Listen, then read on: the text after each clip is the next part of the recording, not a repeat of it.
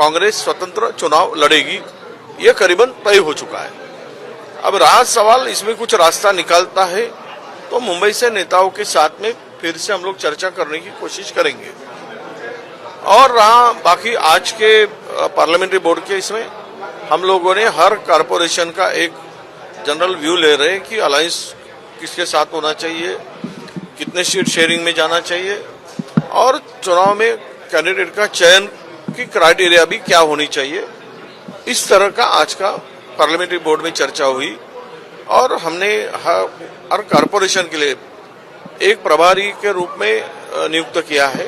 वो प्रभारी वहां जाकर सबसे बात करेंगे आज का ये खत्म होने के बाद में, और परसों से नॉमिनेशन कैंडिडेट डिक्लेयर का काम हो जाएगा। सर, शिवसेना और एमएनएस का जब से गठबंधन की बात चल रही थी उसके बाद कल दोनों ने ऑफिशियल तरीके से ये कह दिया कि दोनों एक साथ लड़ेंगे। तब से एमएनएस जो है सर वो फिर से आक्रामक हो गई है। आज एक फिर विवाद सामने आया है जहां पर उन्होंने एक पोस्ट किया है, मराठी का अपमान करोगे, अगर परप्रांतीय नहीं बटेंगे तो भी पिटेंगे, अगर मराठी का अपमान करेंगे तो। नहीं, वो उनसे पूछिए। हम लोगों की हमारी पार्टी सब जाति धर्म का सम्मान करती है। हम लोग कभी भाषावाद प्रांतवाद कभी नहीं मानते हैं। हमें तो यहाँ हम लोग हिंदुस्तान या पूरा देश हम सामने रखकर बात करते हैं। पर जहाँ भी हो, जहाँ भी जो भी लोग रहते हैं वो लोग एक दूसरे का सम्मान करके आगे रहे बढ़े, कोई किसी का अपमान नहीं करे। यह हमारी हमेशा की भूमिका कांग्रेस की रही है। मुख्यमंत्री देवेंद्र फडणवीस का बयान सामने आया है। उन्होंने कहा है कि हमारी लड़ाई महानगर पालिका की जिहादी मानसिकता के खिलाफ है, यानी कि उन्होंने कांग्रेस उद्धव ठाकरे को, आप सभी को एक तरीके से जिहादी मानसिकता वाला, उन्होंने कहा है कि जिहादी मानसिकता वालों को कुचलना है, इस तरह का बयान आया। नहीं, वो अभी आजकल मुख्यमंत्री जी क्या बोलते हैं, किसको जिहादी ठहराते हैं, उनके खिलाफ में जो खड़ा हुआ वो जिहादी होता है, उनके खिलाफ में जो लड़ता है वो जिहादी होता है। इसका मतलब यही कहना चाहिए। अब उस बारे में जवाब तो मनस से और शिवसेना से पूछिए। जिस दिन हमें जिहादी कहेंगे तो हम लोग बताएंगे उनकी हिस्ट्री कौन जिहादी है। पर हमसे तो कोई उन्होंने बात नहीं की है तो हम क्यों उसके विवाद में पड़े। सर, अगर शिवसेना का आपने जिक्र किया तो उनकी तरफ से ये कहा जा रहा है कि मराठी मानुस के लिए हम साथ में हैं और मराठी ही मेयर बनेगा। वहीं दूसरी तरफ भाजपा की तरफ से कहा जा रहा है कि कोई खान मेयर नहीं बनेगा। तो कांग्रेस का क्या रुख है इसके लिए? देखिए, खान का सवाल नहीं, किसने कहा, खान का नाम किसने लिया, कौन पार्टी से नाम आया है। अपने ही फायदे के लिए किसी मजहब को, किसी धर्म को टारगेट करके इस तरह की भाषा करना, ये विषमता फैलाने की भाषा है, जहर घोलने की बात होती है। ये किसी धर्म को खिलाफ में इस तरह की भाषा उस पद पर आसीन होकर करना ठीक नहीं है।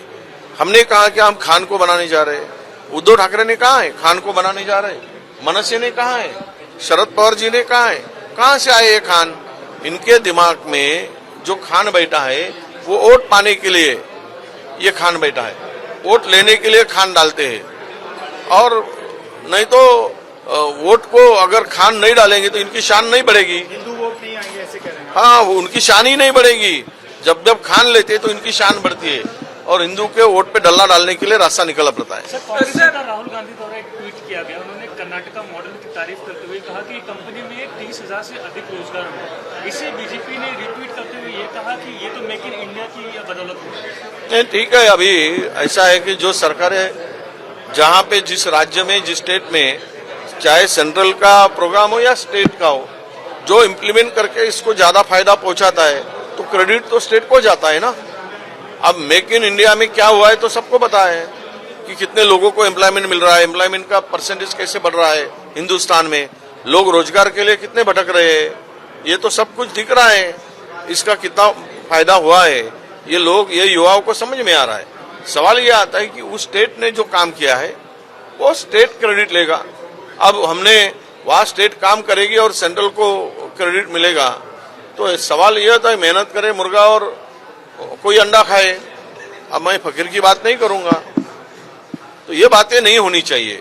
ये बातें वहां पे बुगाती है, वो उस स्टेटमेंट में नजर आता है। सर, भारतीय जनता पार्टी के नेता हैं किरीट सोमैया ने पिछले साल भी एक ट्वीट किया था जो कि टीस की एक रिपोर्ट को लेकर था, और अभी भी उन्होंने कल एक ट्वीट किया है जिसमें ये कहा गया है कि पिछले साल से लेकर अब तक जो है वो मुस्लिम तादाद जो है वो मुंबई में बढ़ती जा रही है, जिसमें बांग्लादेश और रोहिंग्या ज्यादा है। क्या ये धर्म की राजनीति की जा रही है, खत्म हो रही है हिंदू? नहीं, मेरे ख्याल से बीजेपी ने किरीट सोमैया को दो प्रकार का इंजेक्शन रखा है। तो एक चुनाव आया तो दूसरा इंजेक्शन उसको ठोसते हैं। चुनाव निकल गया, जब चोर और उचक के और करप्शन के CBI लोग आते हैं तब इनका मुंह बंद करने के लिए दूसरा इंजेक्शन इनको रोकते हैं। तो ये दो प्रकार के इंजेक्शन के जब जब लगता है तब तक वो इस तरह की बातें करते हैं। इसका अर्थ यही निकलता है। इलेक्शन से पहले इस तरह के जो हिंदू मुस्लिम लग रहा है आपको हो सकता है बीजेपी की तरफ से, क्योंकि तमाम जो कैंपेन की लिस्ट है उसमें मुख्यमंत्री देखो, भाजपा को वोट उसी से मिलते। चुनाव में बात अलग करो, पाकिस्तान में जाकर बात अलग करो, और हिंदुस्तान में बात अलग करो। ये बात इनका जब तक ये हिंदू मुस्लिम, भारत पाकिस्तान और मंदिर मस्जिद की बात नहीं करेंगे तो इनको वोट नहीं मिलेंगे।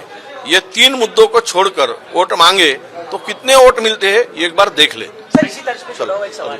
मुख्यमंत्री जिस तरीके से बात कर रहे हैं, पहले सिर्फ नीतीश राणे और अमित शाह जैसे नेता की बात करते थे, अब उच्च स्तरीय पर देवेंद्र फडणवीस की तरफ से इस तरह से क्या मुख्यमंत्री तरीके से बात कही जा रही है, ध्रुवीकरण नहीं होनी चाहिए। इस तरह की बातें उस पद पर आसीन नेता ने नहीं करना चाहिए। क्यों हम लोग जिस तरह की वोट लेकर हम लोग शपथ लेते हैं संविधान के मद्देनजर, सब जिस पद पर आसीन हो उसको सब रिलीजन्स का, सबका न्याय के लिए वो चुना जाता है, चाहे वो किसी भी पार्टी से हो। पर वहां पर बैठकर इस तरह की बातें करना, ये ध्रुवीकरण की बातें करना, बांटने की बातें करना, जहर घोलने की बातें करना, ये ठीक नहीं है। उस पद पर आसीन लोगों ने ये सोचकर बात करनी चाहिए।